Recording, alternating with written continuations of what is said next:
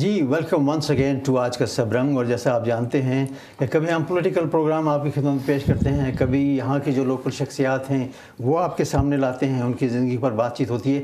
آج کا پروگرام جو ہے وہ ایک بار پھر پولیٹیکل حوالے سے ہے، کیونکہ ہمارے پاکستان کی جو سیاست ہے اس میں بہت ہلچل مچی ہوئی ہے، اس کے بارے میں بات کریں گے۔ اور خاص طور پر جو سبجیکٹ ہے کہ جو ایک ماب، جو ایک مجمع راولپنڈی سے اسلام آباد پہنچا اور اس نے اسلام آباد کو مفلوج کر کے رکھ دیا، اس کے بارے میں بھی بات کریں گے۔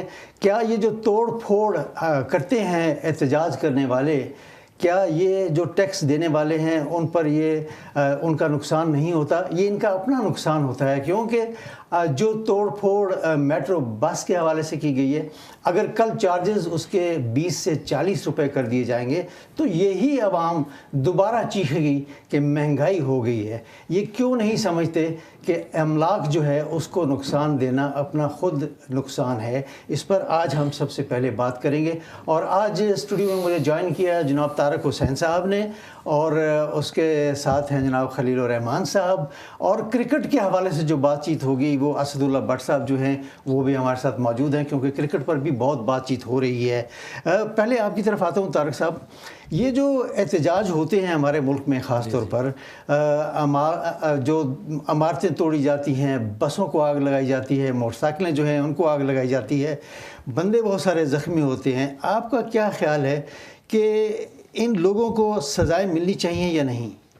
بہت شکریہ قاضی صاحب آپ نے مجھے انوائٹ کیا یہاں پر آج اس مسئلے پہ بات کرنے کے لیے، اور شکریہ ادا کرتا ہوں آپ کا۔ جو بیسک بات ہے کہ ہمارے ایک مہذب معاشرے میں ایسا نہیں ہوتا جیسا ہمارے پاکستان میں ہوتا ہے۔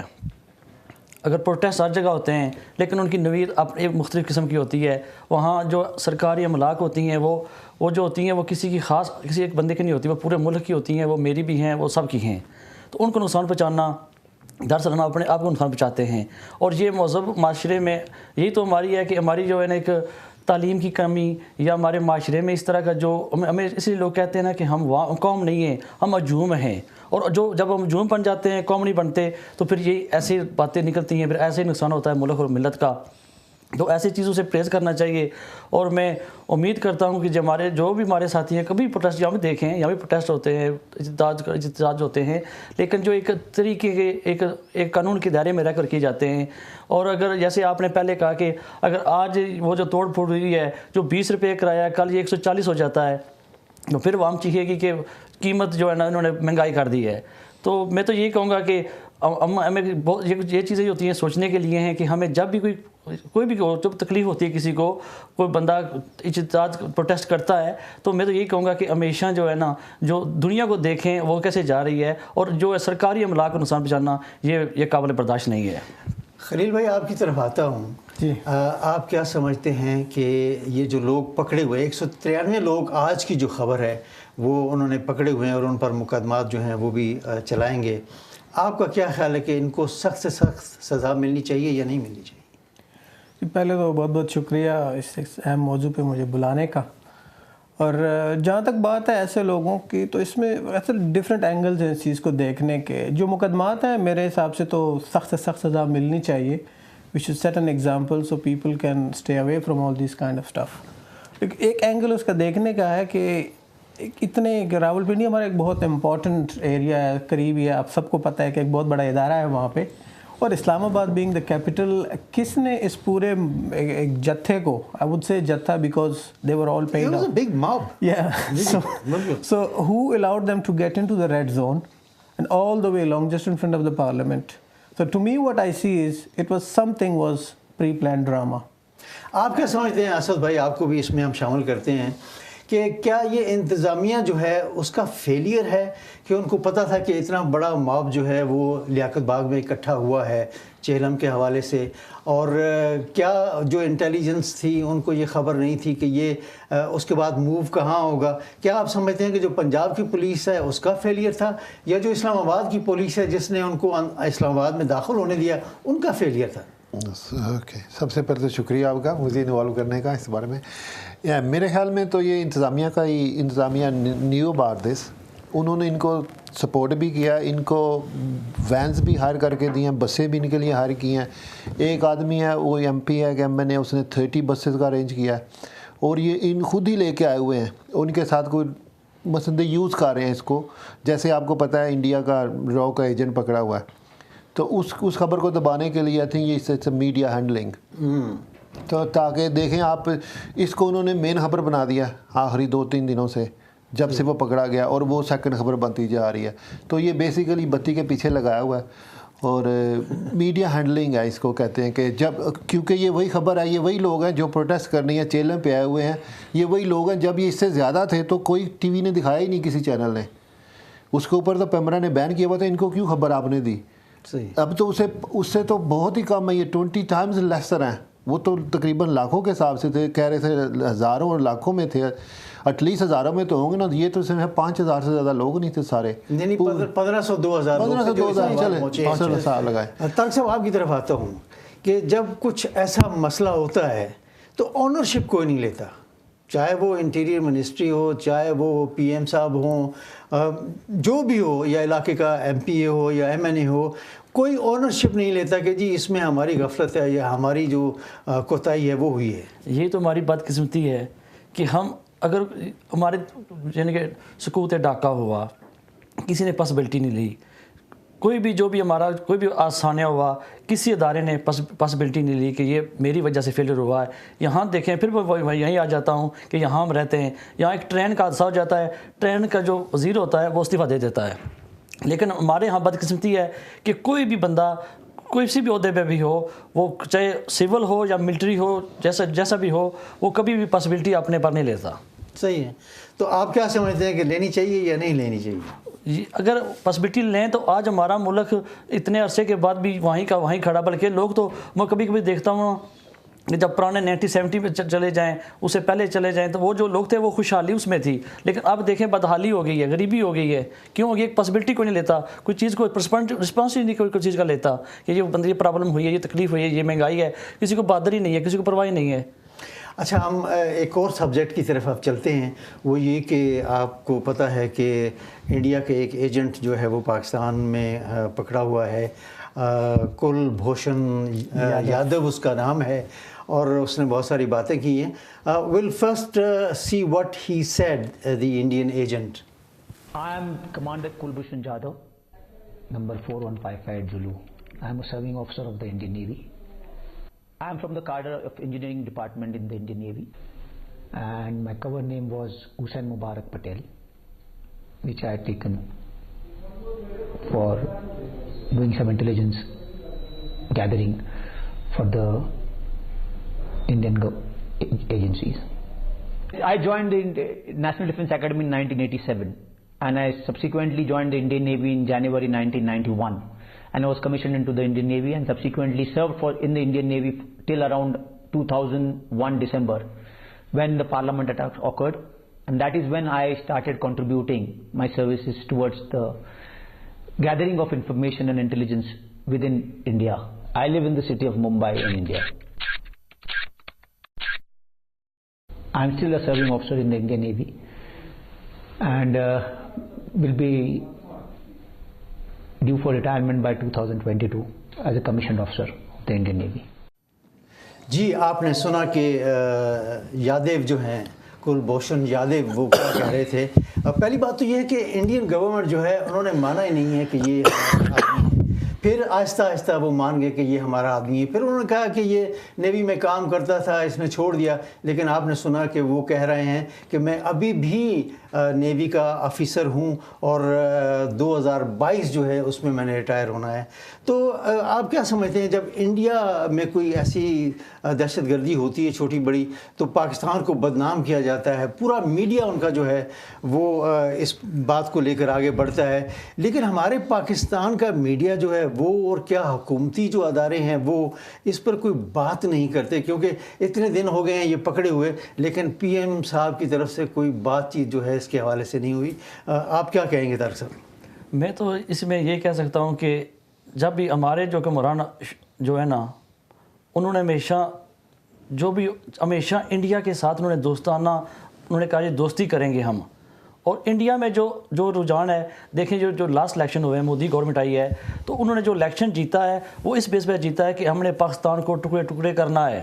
لیکن پھر بھی ہماری جو حکومتی ادارے ہیں خاص طور پر جو ہمارے پی ایم ہیں وہ تو بڑی دوستانہ ماحول میں ان کو رکھا ہوا ہے. جو دوستی ہوتی ہے طارق صاحب وہ دونوں طرف سے ہونی چاہیے, تالی ہمیشہ دونوں ہاتھوں سے بڑھتی ہے, ایک طرف سے یہ تو ہمارے لیے ایک سوچنے کا مقام ہے عوام کے لیے, خاص طور پاکستان کی عوام کے لیے بھی, کہ یہ ایسا کیوں ہوتا ہے کہ ہمیں دوستی کا شوق ہے ان کو دوستی کا نہیں ہے. کیا ان کے لیے ان کو نہیں چاہتے کہ وہ بھی اگر خطے میں ہم پرامن رہیں, ہم دوستی سے رہیں تو ہمارے بہت سے مسائل حل ہو سکتے ہیں. لیکن وہ ہمارے جو حکمران ہیں آپ دیکھ لیں کہ ہمیشہ انڈیا کے ساتھ دوستانہ, اب کرکٹ کی ٹیم لے لیں, وہ کہتے ہیں جب میچ کھیلنا ہے وہ کہتے ہیں ہم نہیں کھیلیں گے. ارے بابا کیوں آپ پیچھے پڑ گئے ہو کسی کے لیے زبردستی دوستی کرنے کے لیے؟ خلیل بھائی آپ کی طرف آتا ہوں. طارق صاحب نے صحیح کہا کہ زبردستی دوستی کے لیے کیوں پیچھے پڑ گیا.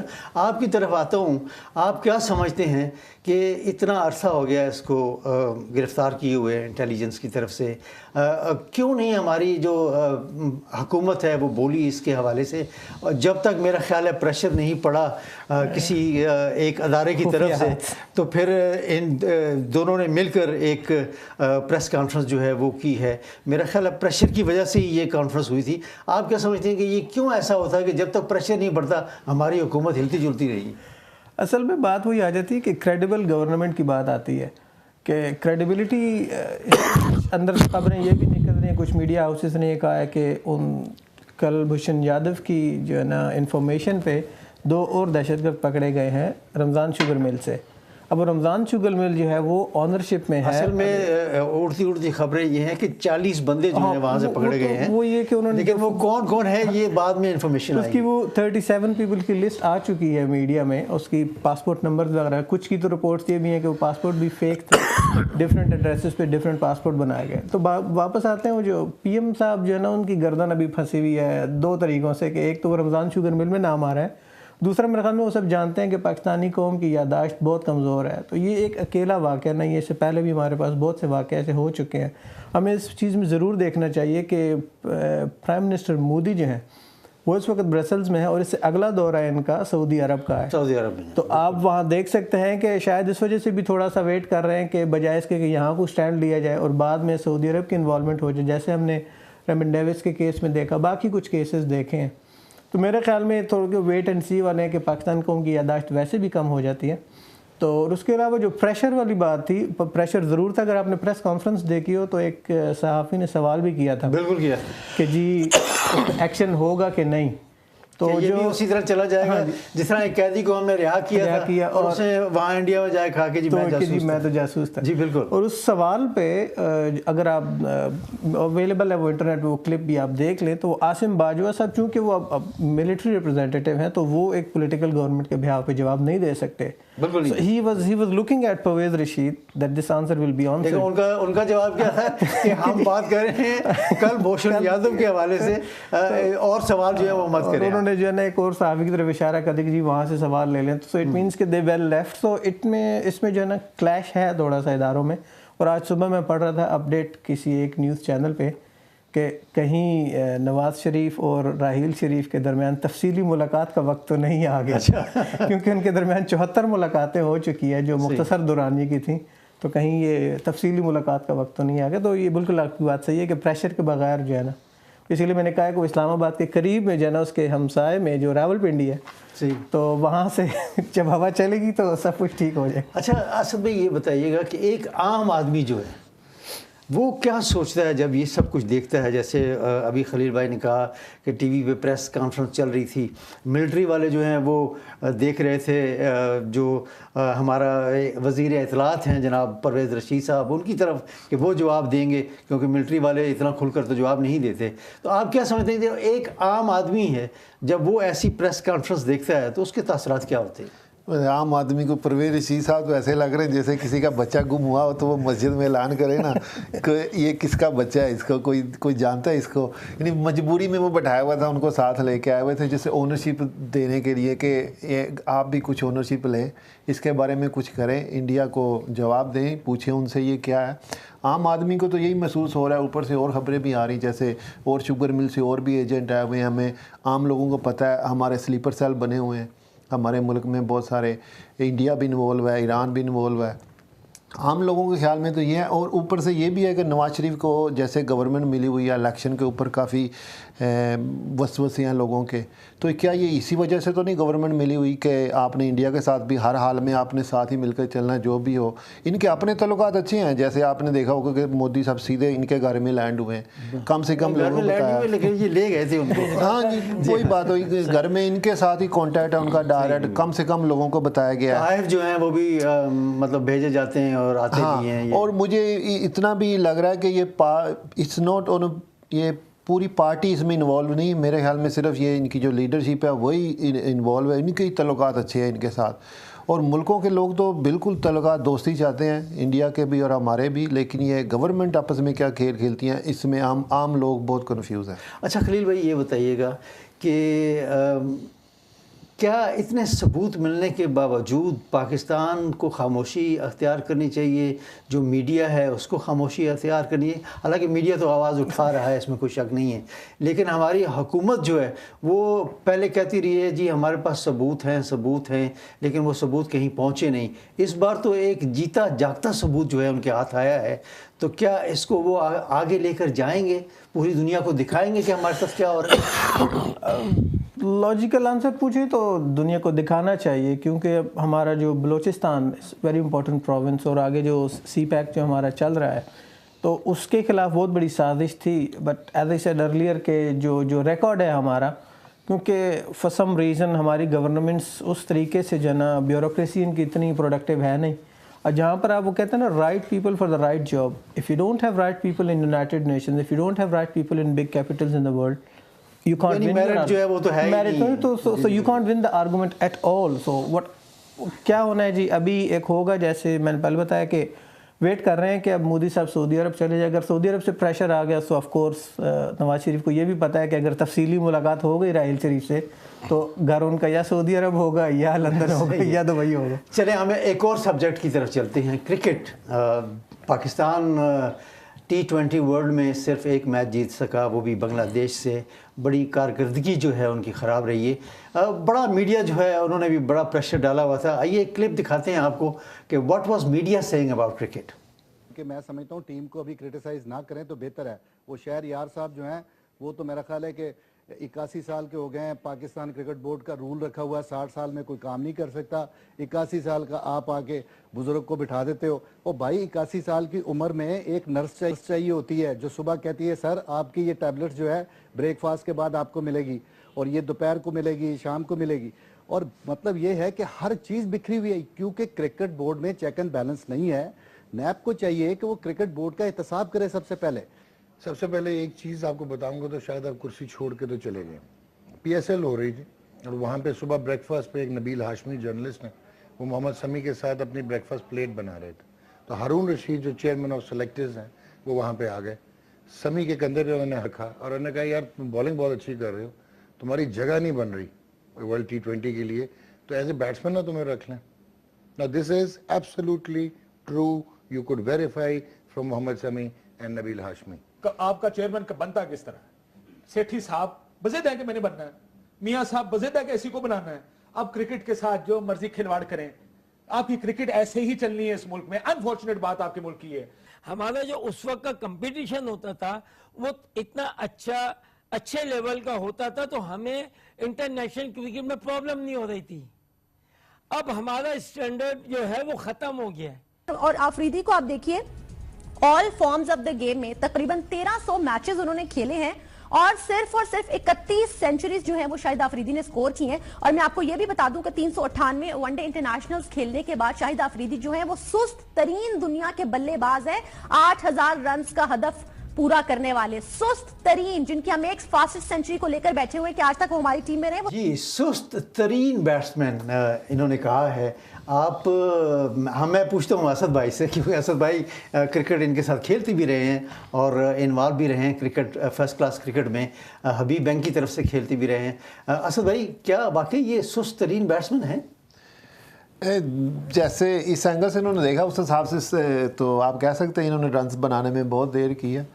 رنز تو جتنے بناتے ہیں جلدی میں بناتے ہیں اور it took a lot more games جتنے ان کو لینے چاہیے تھے. ان کو امپروو کرنا چاہیے تھا وقت کے ساتھ ساتھ، لیکن ان کو جب ویسے ہی چانس مل جاتا ہے، وہ ویسے ہی لوگوں کے ہیرو ہیں، سٹار ہیں، تو آدمی کو پھر کیا تکلیف ہوتی ہے زیادہ محنت آپ کیا سمجھتے ہیں کہ جو ایک سنچری انہوں نے بنائی تھی 37 گیندوں پر، کیا اس کے عوض یہ ابھی تک کھیلتے رہیں؟ بالکل، یہ جب ڈویلیئر نے اور دوسرے لوگوں نے اسی طرح کا سکور کرنا شروع کر دیا تو تب میں نے سوچا کہ اب یہ لوگ پہلے اگر کر لیتے کوئی 10-20 سال پہلے ان کی فاسٹسٹ سنچری بریک کر دیتے ریکارڈ کو، تو افریدی کی کرکٹ کم ہوتی۔ اچھا، اب وقار یونس جو ہیں وہ بھی معافی مانگ رہے ہیں، اور شاہد افریدی جو ہیں انہوں نے بھی ایک ویڈیو بنا کر سوشل میڈیا پر لگا دی ہے، معافی مانگی ہے قوم سے۔ ان کو معافی تو نہیں مانگنی چاہیے، اپنی پرفارمنس جو ہے وہ ٹھیک کرنی چاہیے، لیکن اب تو یہ میرا خیال ہے ریٹائرمنٹ کے نزدیک پہنچ چکے ہیں۔ دیکھیں، اب معافی میں ضروری ہے کہ انہوں نے کیا کہا، کیا میں اس قابل تھا کہ مجھے ہیڈ کوچ بنا دیا جائے؟